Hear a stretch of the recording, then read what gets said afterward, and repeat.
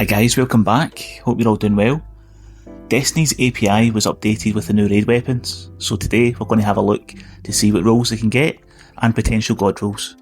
The first one is Lance Ephemeral, which is a rapid fire strand sniper rifle. It's the first of its kind. We've never had a rapid fire strand sniper rifle before.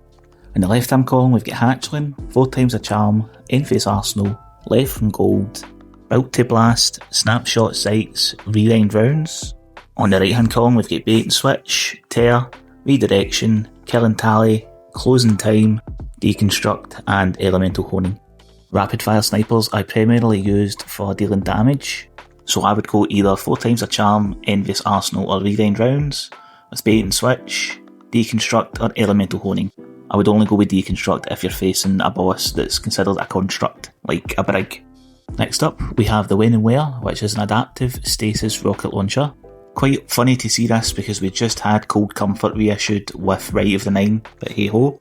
On the left hand side we've got Chill Clip, Clown Cartridge, Impulse Amplifier, Fuel Prep, Overflow, Demolitionist and Reconstruction. On the right hand side we've got Explosive Light, Elemental Honing, Bipod, Desperate Measures, Bait and Switch, Surrounded, and a new perk called Reaper's Tithe. Now what Reaper's Tithe does is multiple simultaneous final blows queue up a stacking damage buff.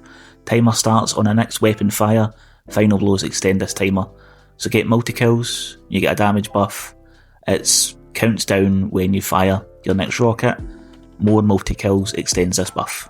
The classics are going to work well here, so things like Overflow, Reconstruction paired with Bait and Switch or Elemental Honing, but I'm also interested to see how Chill Clip in Bait and Switch works, or you can also have Impulse Amplifier with the new perk Reaper's Tithe. That would be good in a Grandmaster setting. The next one is Antedate, which is an ARC adaptive 900 RPM SMG. On the left hand column we have Rewind Rounds, Dragonfly, Zen Moment, Rolling Storm, Strategist, Autoloading Holster and Rangefinder. On the right hand side we have Target Lock, Desperate Measures, Master at Arms, Jolting Feedback, Frenzy, Paracausal Affinity and To Repain. Very happy to see Jolting Feedback on here, so I would pair that with either Rewind Rounds or Dragonfly, or to go full arc I would go Rolling Storm, Jolting Feedback. Other than that, you could go Rewind Rounds and Master at Arms for a pure damage dealer, or Rewind Rounds and Frenzy or Paracausal Affinity. Any of these perks would make a good damage dealer gun. Next up we have Opaque Hourglass, which is a new heavy crossbow that was introduced with Edge of Fate. Now you can retrieve your arrows when you kill enemies with this, so you can effectively have infinite ammo with this gun if you play it right. On the left hand side you've got Sympathetic Arsenal, Fuel Prep, Dragonfly, Rolling Storm, Arrow Scavenger, Wellspring, Impulse Amplifier. On the right hand side you've got Vorpal, Firing Line, Master of Arms, Binary Orbit, Frenzy, Elemental Honing and Dragonfly. Now Bolt Scavenger increases reload and handling speed when you retrieve a bolt, and Binary Orbit increases the weapon's damage when you get a kill with an opposite element. I think in the left hand column, Firefly is probably the best one here, and I would pair this with a damage perk, so Master at Arms, Binary Orbit, Frenzy or Elemental Honing, depending on your build. The next one is Intercalary, which is a 600 RPM stasis auto rifle. In the left hand column this can roll Headstone, Built to Blast, Demo, Rewind Rounds, Subsistence, Autoloading Holster and Strategist. On the right hand side, Rhyme Stealer, Target Lock, Master at Arms, Desperate Measures, One for All, Onslaught and Binary Orbit. For your left hand column I would say Headstone, Demo or Rewind Rounds, depending on your build.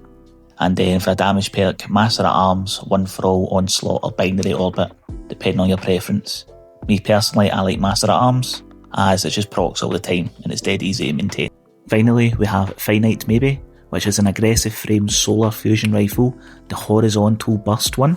In the left hand column you can get Incandescent, Reconstruction, Under Pressure, Lead from Gold, Demolitionist, Ambitious Assassin and Teal Clip.